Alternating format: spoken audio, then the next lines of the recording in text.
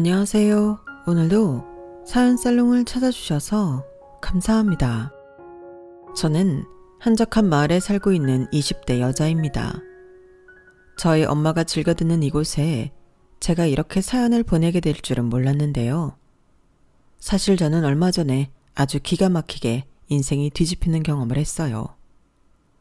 하지만 우여곡절이 많았던 만큼 길고 복잡한 저희 이야기를 어디에 풀어놓을 데가 없어 답답하던 차였죠. 그러다 저희 엄마의 권유로 안에서 썩어가던 제 이야기를 이렇게 글로 풀어낼 수 있었답니다. 제 사연이 채택되지 않더라도 넋두리처럼 제 이야기를 처음부터 끝까지 털어놓을 수 있다는 것만으로도 만족스럽네요. 만약 제 이야기가 많은 분들에게 들려지게 된다면 모두들 간단한 위로 한마디씩만 부탁드릴게요. 저는 굉장히 어린 나이에 결혼을 했어요. 제 나이 고작 23살이었죠. 남들은 다 대학교 졸업하고 취직을 하거나 아니면 학업 중간에 해외여행도 가고 어학연수도 가느라 아직 대학 졸업도 못했을 나이에 시집을 간 거예요. 물론 그때의 저는 제 남편을 보고 이 사람이라면 평생을 함께할 수 있겠다는 확신을 가지고 있긴 했습니다. 남편은 제가 21살 때 아르바이트로 일하던 카페 사장이었어요. 처음 제가 일을 시작할 땐 10평도 안 되는 작은 카페였지만 20년 뒤 저희가 결혼할 당시엔 카페를 2배로 확장해 테이블까지 놓았을 만큼 장사 수완이 좋고 능력 있는 사람이었어요. 나이 차이가 9살이나 났지만 전혀 세대 차이가 느껴지지 않을 정도로 잘 꾸미고 다니며 말도 재미있게 잘했고요. 그래서 얘가 그때 남자친구 얼굴에다가 콜라를 그대로 들이부었다니까요. 진짜로. 헐 대박. 야, 너 폼 미쳤다. 근데 잘했다. 잘했어. 바람피는 인간들은 케찹까지 쏟았어도 돼. 폼 미쳤대. 형부도 30 넘었으면서 왜 이렇게 요즘 애들 말 잘 알아요? 야, 말도 마. 나도 매번 놀랍다니까? 오빠는 맨날 나보다도 유행어들을 먼저 알아. 이렇게 어리고 이쁜 아내 얻었는데 그럼 나도 그만큼 노력해야지. 올, 수영이 진짜 남편 잘 만났다. 부럽다. 한참 어린 제 친구들과도 허물없이 수다를 떨며 장난칠 정도로 말이죠. 저도 당연히 제가 남편을 잘 만났다고 생각했고 저희의 결혼 생활이 연애 때처럼 즐겁고 재미있을 줄만 알았어요. 남편과 저는 둘 다 집에 엄마만 계셨는데 상견례 자리에서도 서로 얼마나 다정하게 얘기하셨는지 몰라요.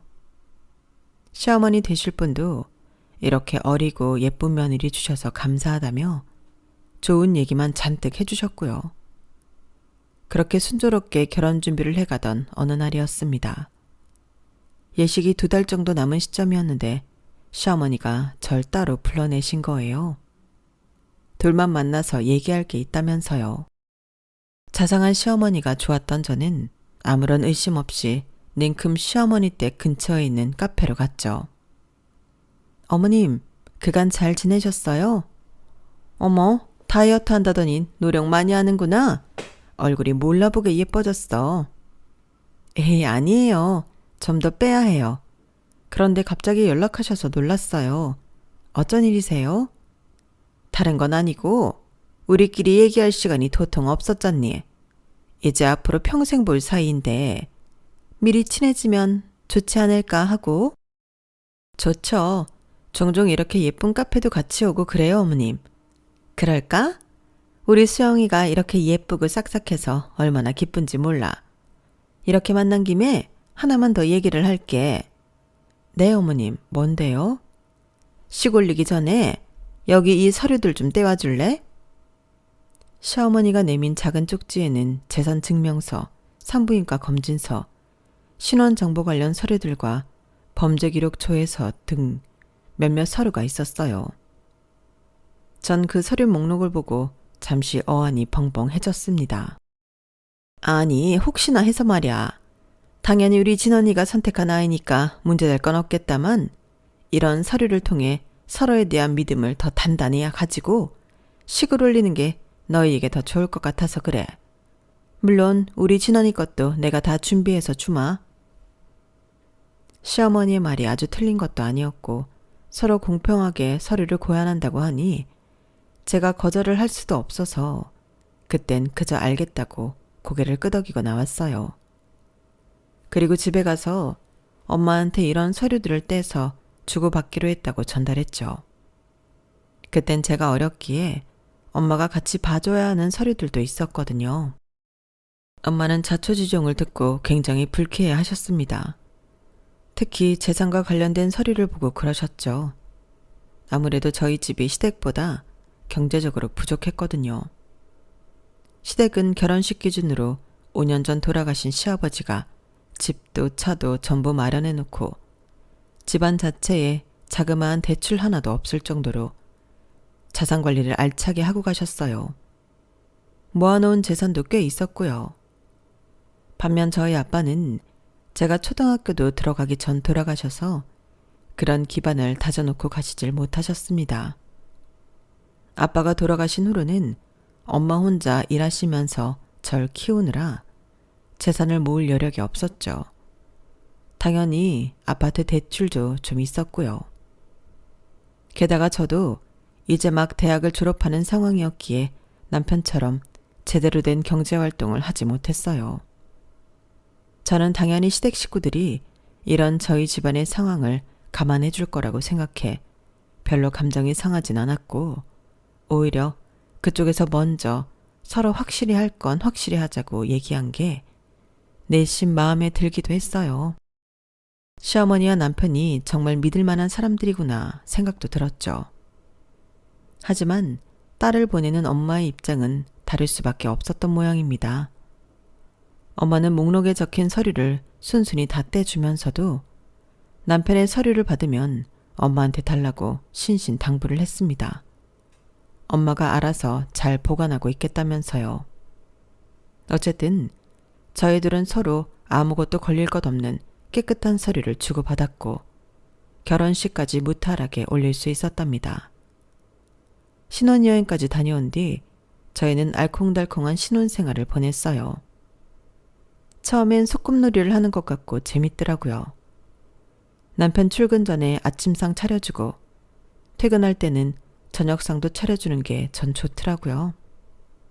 하루 종일 집안일을 하는 것도 밖에 나가 일하는 것과 달리 시간이나 상황에 쫓길 일이 없으니 스트레스 받지 않고 잘했죠. 그런데 그런 평화로운 시간은 불과 반년도 넘기지 못하고 사라졌어요. 결혼 후부터 시어머니가 조금씩 불편해지기 시작했거든요. 그 첫 시작은 그놈의 요즘 애들 소리였습니다. 내가 얼마 전에 성태 엄마를 만났잖아? 근데 그 집 며느리가 진짜 너무 요즘 애들이래. 요즘 뭐 MZ다 어쩐다 하면서 요즘 애들 싹바가지라고 그러는 거 어디 텔레비에서나 봤지. 이렇게 직접 얘기 듣는 건 처음이었다니까? 지난번에 애들 온다고 성태 엄마가 팔보채도 해주고 수육도 삶아주고 아주 의리의리하게 차려줬더니만 글쎄 밥 다 먹고 설거지하라는 말에 제가 왜요? 이랬다는 거야. 요즘 애들이 그렇단다. 세상에 어떻게 돌아가려고. 그러게요. 그건 좀 심했네요.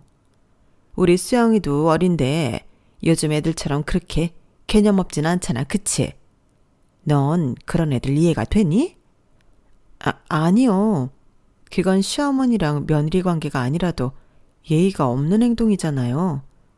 저도 이해 안 되는 건 똑같아요.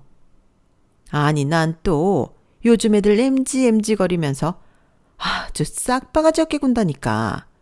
넌 몰라도 네 친구들 중에라도 그런 애 있나 싶어서 물어봤지. 어머님 친구분 며느리가 좀 이상한 거지 실제로는 그렇지 않아요. 요즘 TV나 인터넷에서 워낙 과장해서 말하는 거예요. 실제로 제 친구들이나 다른 학과 친구들 봐도 다 정상이에요. 그런 애들은 굉장히 드물어요, 어머님. 제가 그렇게 대답하자 시어머니는 갑자기 그래? 하면서 반색을 하시더군요. 그러더니 그럼 편하게 생각해도 되지? 다름이 아니라 이번 주말에 여기 창고 정리를 좀 할까 해서 말이야. 와서 같이 청소도 하고 맛있는 것도 먹자꾸나 하시는 거예요. 얼떨떨하긴 했지만 전 알았다고 대답했어요. 그리고 그 주 주말에 엄청난 대청소와 더불어 갈비탕과 잡채 등 주말 식사를 위한 한상 차림을 하고 거기에 더해 시어머니와 저희 부부가 먹을 반찬까지 만들어야만 했죠. 저 혼자 그 모든 걸 할 때 시어머니는 그저 5분마다 팔짱을 끼고 나타나 이래라 저래라 지시만 했고요. 사람이 아무리 뻔한 일도 직접 당해보면 잘 모른다더니 제가 딱 그랬어요.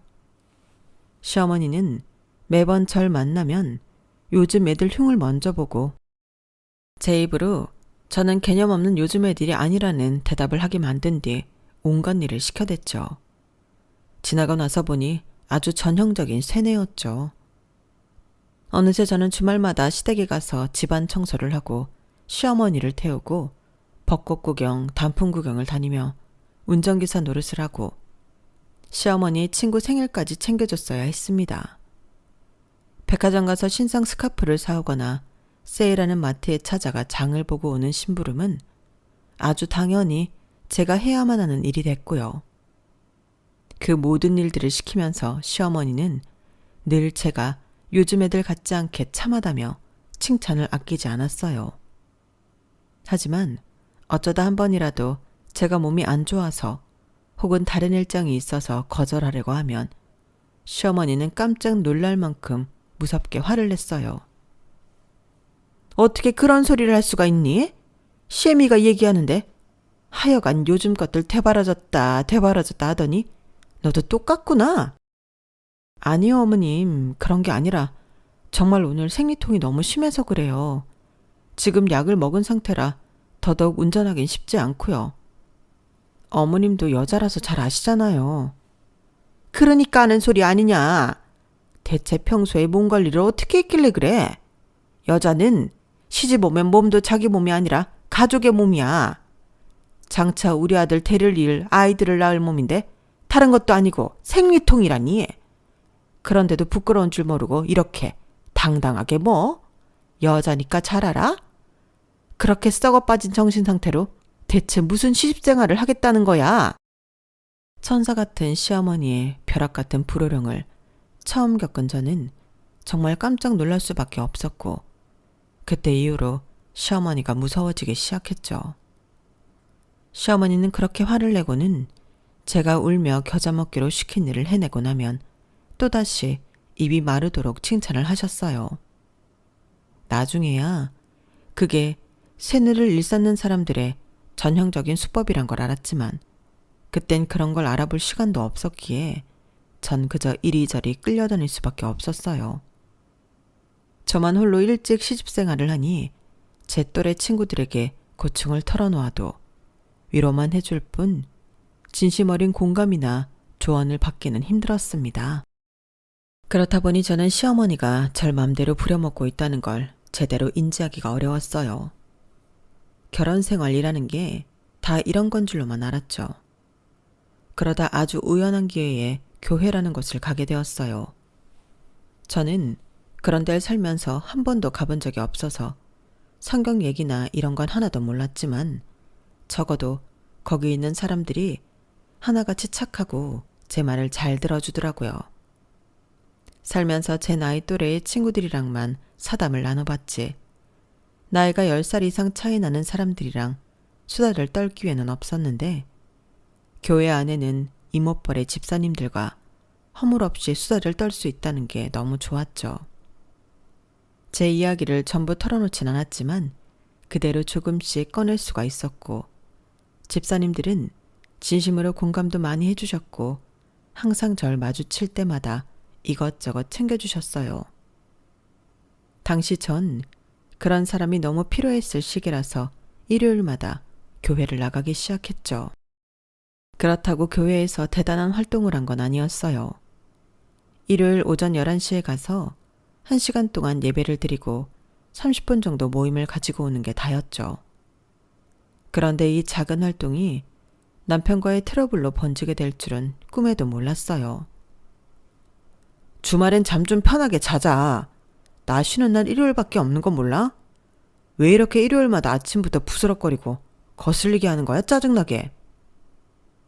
당신 잠기 예민하다고 해서 내가 샤워도 다 전날 미리 하고 자고 아침엔 일어나서 옷만 갈아입고 나가는데 뭐가 그렇게 거슬리다는 거야.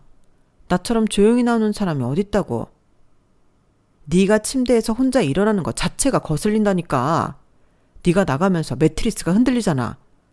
그냥 좀 자면 어디가 덧나냐? 아니, 그럼 그동안 밤에 화장실 다녀오는 건 대체 어떻게 참았대? 그 정도로 예민한 거면 애초에 매트리스를 하나 사면 안 됐지. 요즘 매트리스 2개 붙어있는 침대도 나온다던데 그런 걸로 바꾸던가. 그게 얼마나 비싼 줄 알아? 철딱서니가 없어도 유분수지. 네가 돈 벌어오는 거 아니면 입 다물고 있어. 신혼 초엔 전혀 예민한 게 없던 남편이 갑자기 제가 침대에서 일찍 일어나는 게 거슬린다면서 시비를 걸기 시작하는 거예요. 제가 교회에 나가기 시작하면서부터 갑자기요. 처음엔 제가 부스럭거리는 게 싫다고 해서 머리 드라이도 안 하고 화장도 안 하고 옷만 최대한 조용히 갈아입고 나왔는데 침대가 흔들리는 게 거슬린다는 말에 기가 찼네요. 전 안 그래도 남편을 통해 시어머니한테 무슨 안 좋은 말이 들어갈까봐 나오기 전에도 밥상을 다 차려놓고 나갔거든요. 남편은 밥이랑 국만 퍼서 먹으면 됐었는데 그걸 가지고도 짜증을 내는 겁니다. 하다못해 제가 전날 밤에 거실 소파에서 잠을 자려고 해도 그건 부부로서의 의무를 다하는 게 아니라며 또 짜증을 냈어요. 제 갖은 노력에도 남편의 짜증은 멈출 줄 몰랐고 중국에는 시어머니께 절 완전히 이상한 아내인 양 말을 해놨더라고요. 일주일에 고작 2시간 외출하는 것 가지고 무슨 교회에 미쳐서 가장을 내팽개친 사람 취급을 하면서요. 진원이한테 얘기 들었다. 너 요즘 네 남편 잠도 못 자게 방해하면서 밖으로 놔둔다며. 너 시집 온 지 뭐 얼마나 됐다고 벌써부터 그렇게 밖으로 놔두는 거니? 어? 지금 이게 내 귀에도 들려올 정도면 평소에 얼마나 가정에 소홀한 거냐고? 아니에요, 어머님. 저 진짜 안 그래요. 평소에 매일같이 집에서 살림이나 하고 남편이나 어머님 심부름 다 하고 있는 거 아시잖아요. 일요일 오전만 잠깐 다녀오는 것 뿐이에요. 그마저도 거슬린다고 해서 전 침대 끄트머리에만 붙어서 잔다고요. 그래, 너 말 잘했다. 내가 이거 듣고 정말 기가 차서 너 진은이한테 매트리스 2개 사잔 얘기를 했다며. 남편 잠기가 예민한 걸 가지고 멀쩡한 침대를 갈아치우자고 했다며. 어쩜 너는 돈도 없는 애가 바라는 게 많니? 내가 너한테 밖에 나가서 우리 아들만치 돈 벌어라고 한 적 있어? 그저 집에서 남편 뒷바라지만 잘 하라고 했지? 근데 그거 하나도 제대로 못하는 주제에 그딴 되바라진 소리나 해? 돈 버는 재주가 없으면 가정에 충실하기라도 해야지. 그것조차 안 하면 네가 우리 집에 빌부터 사는 것밖에 더 되니? 말씀이 너무 심하세요. 정말 해도 해도 너무한 거 아니에요? 제가 대체 언제 가정에 소홀했다고 이러세요. 오히려 저만큼 가정에 헌신하는 사람이 드물다고요. 전 어머님이나 남편이 하라는 거 전부 다 해드리고 있는데 대체 뭘 그렇게 잘못했다고 이렇게까지 막말을 퍼부으세요? 너 그런 얘기는 어디서 배워왔어? 뭐 너만큼 가정에 헌신적인 사람이 없다고? 대체 누가 너한테 그따위 말을 가르쳤냔 말이야. 네 주변에 결혼생활 하는 사람이 어딨다고. 가만, 너 그거 교회에서 들은 얘기지? 이거 봐라 이거. 그새 바깥바람 좀 쐈다고 애가 이렇게 변했다. 얘를 어쩌면 좋니? 얘기가 아예 안 통하더군요. 저는 결국 유일하게 제 얘기를 들어주는 사람들이 있는 교회를 2주에 한 번, 한 달에 한 번 가다가 아예 못 가게 되었어요. 그런데 남편과 시어머니는 제가 교회를 그만둬도 잔소리를 멈추질 않았어요. 심지어 원래는 시어머니의 잔소리만 듣던 걸 남편의 잔소리까지 2배로 들어야 했고 매번 말하던 레퍼토리가 요즘 애들에서 가난한 집안 딸로 바뀌었죠. 제가 아무리 살림을 완벽하게 해도 두 사람은 도무지 만족할 줄을 몰랐고 조금이라도 빈틈이 보이면 득달같이 가난한 집안 딸이 살림 말아먹는다며 욕을 해댔어요. 한번 미운 털이 박혔다고 절 피말려 죽이라는 건가 싶을 정도였네요. 요리 다 끝나고 왜 행주 바로 안 빨아놨니? 주방에 냄새 배면 음식이 맛있게 만들어지겠어? 가난한 집안 딸이라 이런 냄새를 잘 모르는 거야? 이 퀴퀴한 냄새에 안 맡아지냐고. 넌 살림이라곤 제대로 아는 게 하나도 없구나. 아이씨, 야, 나 생선가시 다 안 발라놓으면 안 먹는 거 몰라? 누가 밥상머리에서 이거 하나하나 가시대 가면서 먹어. 아무리 가난한 집안이었다고 해도 이건 기본 상식 아니야? 상식. 꼭 귀찮게 말을 해줘야 알더라. 예, 너 이리 와봐. 여기 욕실 청소하고 나서 내가 물때자국 신경 쓰라고 했지. 근데 이거 보여? 아니 여긴 너희 집처럼 가난한 집구성이 아니라니까. 우리 집은 재산이야 재산. 이런 식으로 관리해서 쓰겠니? 전 시댁에서도 저희 집안에서도 발걸음 하나까지 신경 쓸 정도로 예민해져만 갔고 극심한 스트레스로 인해 몸도 마음도 엉망진창이 되어갔어요. 도저히 버티다 못해 하루는 정말 진지하게 남편을 앉혀놓고 대화를 시도했죠. 두 사람의 언행이 상식적으로 너무 지나치다고요. 설령 그렇지 않다고 해도 어쨌든 그 말을 듣는 당사자인 전 너무나 힘이 드니 제발 잔소리를 조금만 줄여달라고 했어요.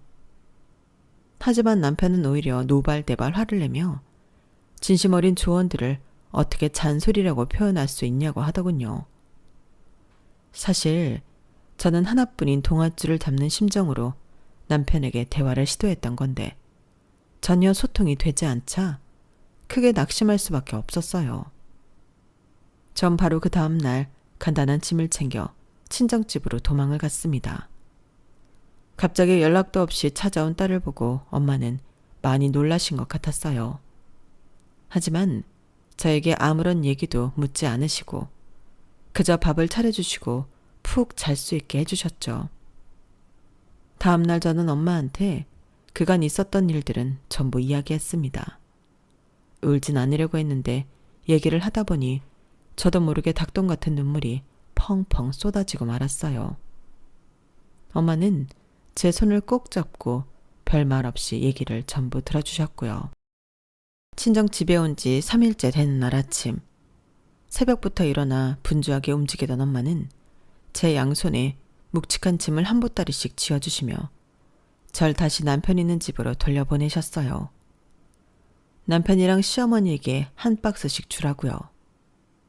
안에 든 것을 보니 인삼이니 한과니 명절에는 볼 수 있는 귀한 것들이 잔뜩 있더군요.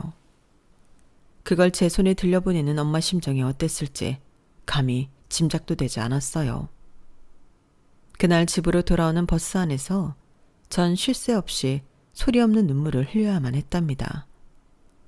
엄마의 선물을 받은 남편과 시어머니는 고맙단 소리조차 하지 않았지만 그래도 덕분에 3일간 집을 나갔던 것에 대해선 더 이상 잔소리를 듣지 않을 수 있었네요. 그리고 그때부터 엄마는 철마다 저희 집에 과일부터 해산물, 특등급 고기까지 보내주셨어요. 제가 아무리 그만 보내라고 얘기를 해도 그때그때 다른 이유를 대시며 꿋꿋이 보내셨죠.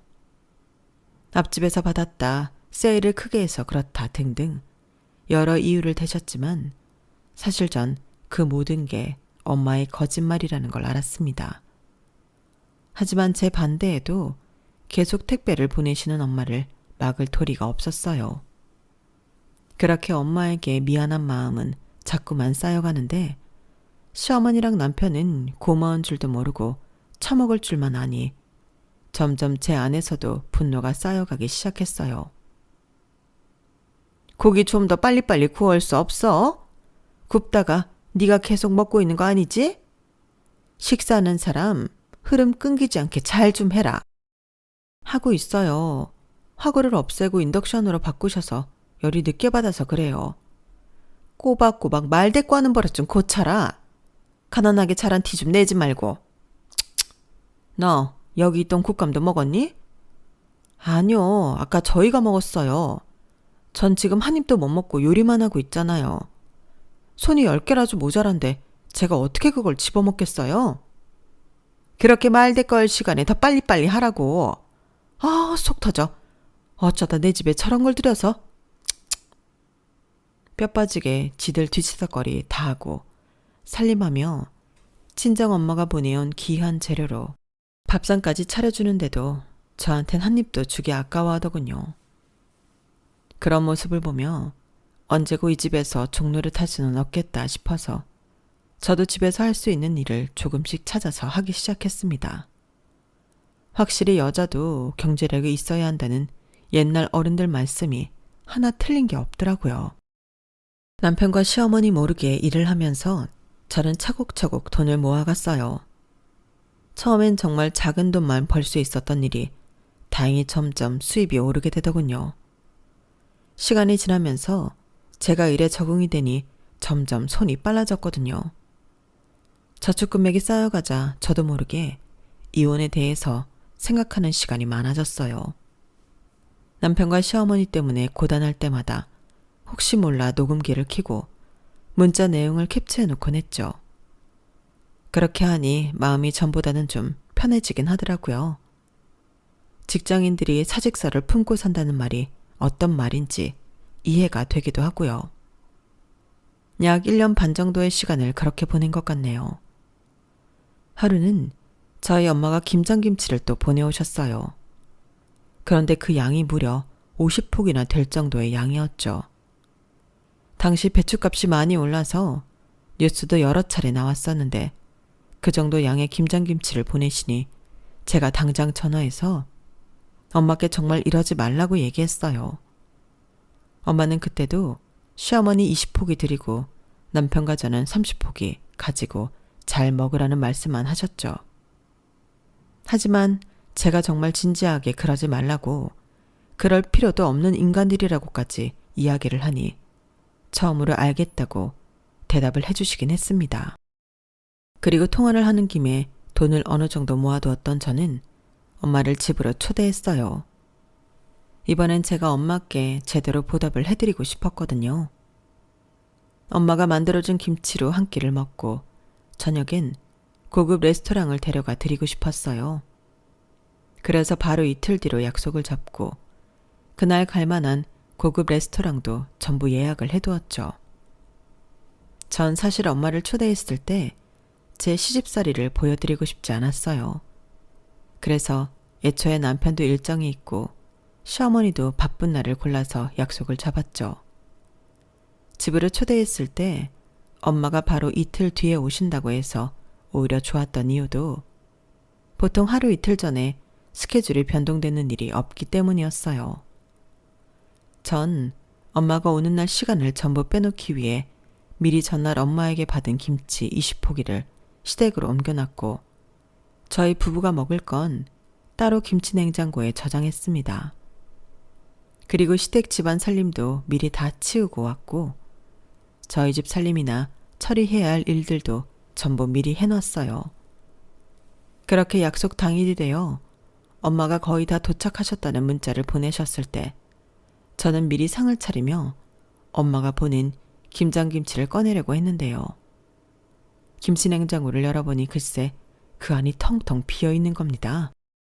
저는 놀라서 남편에게 먼저 전화를 해봤는데 자기는 모르는 일이라며 쓸데없는 걸로 전화하지 말라고 짜증을 버럭 내고 끊어버리더군요. 그래서 시어머니한테도 전화를 했습니다.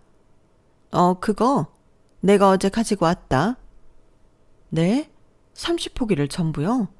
그래, 네가 꽁쳐둔 거 내가 직접 가져가야지 뭐 어쩌겠니. 사람 불러서 가지고 왔다.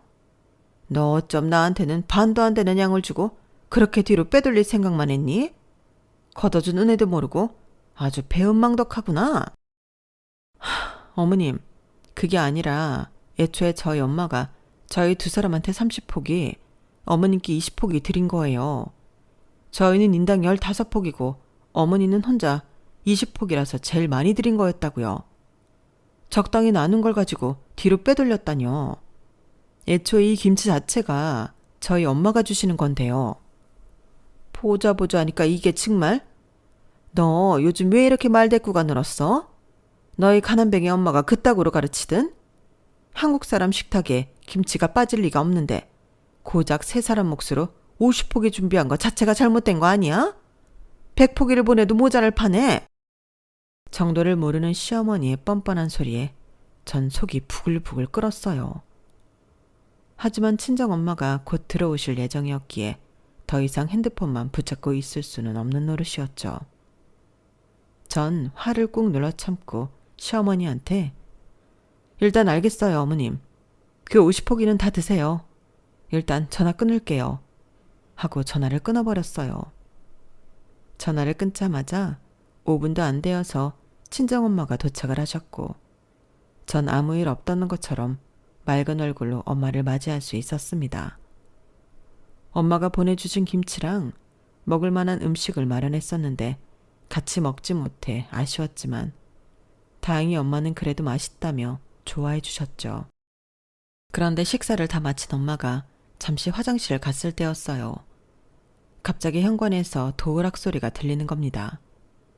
소스라치게 놀란 채가 현관으로 나갔더니 시어머니가 씩씩거리며 들어오고 있더군요. 너, 내가 하도 어이가 없어서 직접 찾아왔다. 어디서 버르장머리 없이 어른 전화를 그따구로 끊어? 어? 이게 아주 오냐오냐 해주니까 이제 눈에 뵈는 게 없니? 그런 기본적이고 상식적인 예의조차 모르는 거야? 어머님, 오늘 친구들 만나신다면서 어떻게 찾아오셨어요?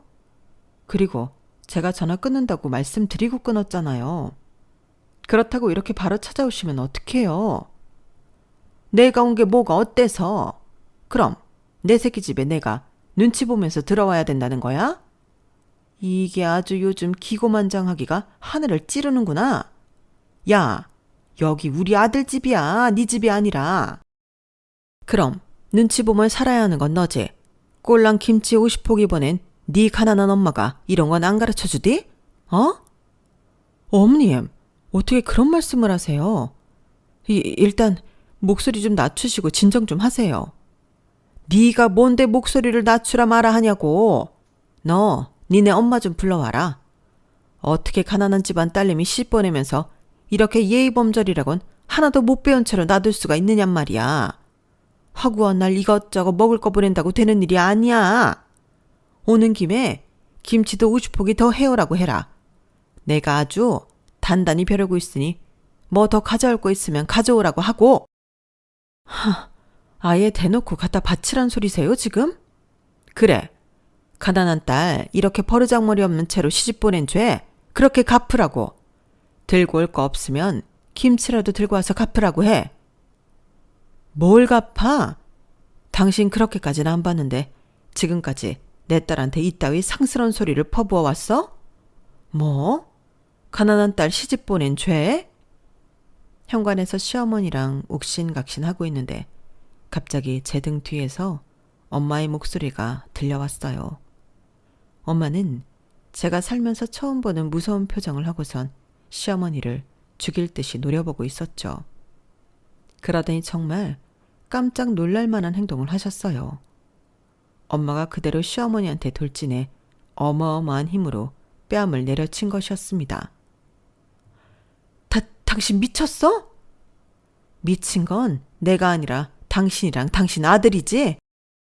티 하나 없이 깨끗한 집안에 전과자 아들을 장가 보내놓고 어디서 남의 귀한 딸을 괴롭혀? 어? 당신이야말로 범죄자 아들 장가 보낸 죄 어떻게 갚을 거냐고. 시어머니는 그 순간 뺨이 아픈 것도 잊을 만큼 깜짝 놀란 것 같았어요. 시어머니가 두 눈이 튀어나올 듯이 동그래져서는 한마디도 못하고 있자 엄마는 품속에서 종이더미를 꺼내더니 시어머니의 머리 위로 던지며 호통을 쳤죠. 내가 우리 딸내미 안색이 하도 안 좋아서 그동안 당신네들이 내 딸한테 어떡하나 좀 봤다. 근데 어쩜 민간에 탈을 쓰고 그렇게 못되게 굴 수가 있느냔 말이야. 보통 상식의 선에선 도저히 이해할 수 없는 행태에 내가 당신의 조사를 하나씩 다 해봤다고. 그랬더니 뭐? 음주운전? 절도? 깜빵까지 다녀온 인간 멀끔하게 신분 세탁해가지고 아무것도 모르는 어린애한테 장가 보낸 주제에 시집살이까지 시켜? 당신들 이제 두고 봐. 아주 먼지 한 톨까지 탈탈 털어줄 테니까. 엄마가 하는 말에 저는 모든 게 어안이 벙벙했어요. 남편이 결혼 전과는 확실히 달라지긴 했지만 그렇다고 감방에까지 다녀온 사람인 줄은 상상도 못했으니까요. 엄마, 그게 무슨 말이야? 음주운전이라니. 진환이 그거 너 만나기 전에 음주운전으로 3번이나 사고를 냈단다. 그중 마지막엔 피해자가 사망까지 했고 범죄 사실 기록이니 재산 목록이니 결혼 전에 줬던 서류들 그거 다 위조한 거였어. 내가 단단히 챙겨놓길 잘했지. 그거 아니었으면 이딴 사기꾼 범죄자 집안에 내 딸을 평생 가둬놓을 뻔했다. 너 당장 짐 챙겨서 엄마랑 같이 가자. 이 인간들 사기 결혼으로 싹 다 고소하려니까. 잠깐만 사돈. 잠깐만요. 뭔가 오해가 있나 본데 우리 아들 좀 불러올 테니까 다 같이 얼굴 보고 얘기해요. 네? 사돈이 생각하는 그런 게 아니에요. 백지장처럼 새하얗게 질린 얼굴로 시어머니는 태세를 180도 바꿔 무릎을 꿇고 저희 엄마 바지가랑이를 붙잡고 늘어지더군요. 저는 그런 어머니의 손을 찰싹 쳐내며 제 엄마를 제 등 뒤로 보냈어요. 아니 이게 뭐가 아니에요. 그럼 우리 엄마가 제대로 알아보지도 않고 오셨다는 거예요? 범죄자인 인간을 우리가 어떻게 믿고 마주보고 얘기를 하라는 거예요? 이거 놓으세요. 아줌마. 아도 안 그래도 이 집이랑 인연 끊고 싶어서 노력한 지 오래예요. 근데 내 생각보다도 더 질 나쁜 집안이었다니 오히려 잘 됐네요. 그간 저한테 퍼부었던 막말들 노예처럼 부리며 심하게 대했던 거 내가 하나도 빠짐없이 모두 증거물로 가지고 있으니까 각오해요. 엄마 말처럼 먼지 한 톨까지 탈탈 털릴 준비하라고요. 뭐라고? 무슨 증거? 얘 수영아. 내가 너한테 뭘 얼마나 잘못했다고 그러니? 내가 널 친딸처럼 얼마나 아꼈는데. 너 나랑 예전에 많이 놀러 다니기도 했잖아. 이러지 말고 지난해 오면 다시 얘기해보자. 어? 놀러 다녔다고요? 아줌마 혼자 놀았지. 내가 뭘 놀아요? 난 당신 시중만 들어주고 다녔지. 그리고 범죄자인 남편 들어올 때까지 무서워서 어떻게 기다리라는 거예요? 됐고, 저희는 당신네 집안이랑 지금 바로 손절할 거니까 그렇게 아세요. 나가요, 나가. 저는 손을 휘휘 저으며 시어머니를 밖으로 쫓아냈어요. 그전엔 저도 모르게 제가 시어머니 몸에 손을 대는 것도 어려워할 만큼 시어머니를 굉장히 무서워하고 있었더라고요. 그런 제 자신을 그때 시어머니를 끌어내리면서 깨닫게 되었던 거죠. 동시에 이렇게 별것도 아닌 사람을 그동안 쓸데없이 무서워했구나 하는 생각도 들었어요. 대화로 해결하자는 소리만 반복하면서 비굴할 만큼 저희한테 매달리는 시어머니를 밖으로 내쫓은 뒤에 저랑 엄마는 중요한 집만 얼른 챙겨서 친정집으로 가버렸어요. 친정집에 도착하자마자 뒤늦게 시어머니한테 상황을 전달받은 남편이 저에게 미친 듯이 연락을 해오더군요. 저는 괜히 바로 전화를 하기보단 변호사랑 얘기를 나눠보고 전화를 하고 싶어서 내일 전화하자라는 문자 한 통만 남겼어요. 그럼에도 남편은 밤 늦게까지 수십 통의 전화를 하고 이후엔 수십 통의 문자를 해왔죠. 문자 내용은 아주 다채로웠습니다. 처음엔 구구절절 자기가 다 사정이 있어서 그런 거라고 하더니 또 저에게 사랑한다면서 되도 않는 착한 척을 하다가 나중엔 입에 담기도 어려운 욕설들을 보내왔죠. 전 다음 날이 되자마자 엄마와 함께 변호사 사무실을 찾았어요.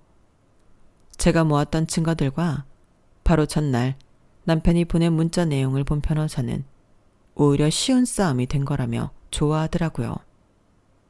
저희는 그날 바로 소장까지 작성을 마쳤어요.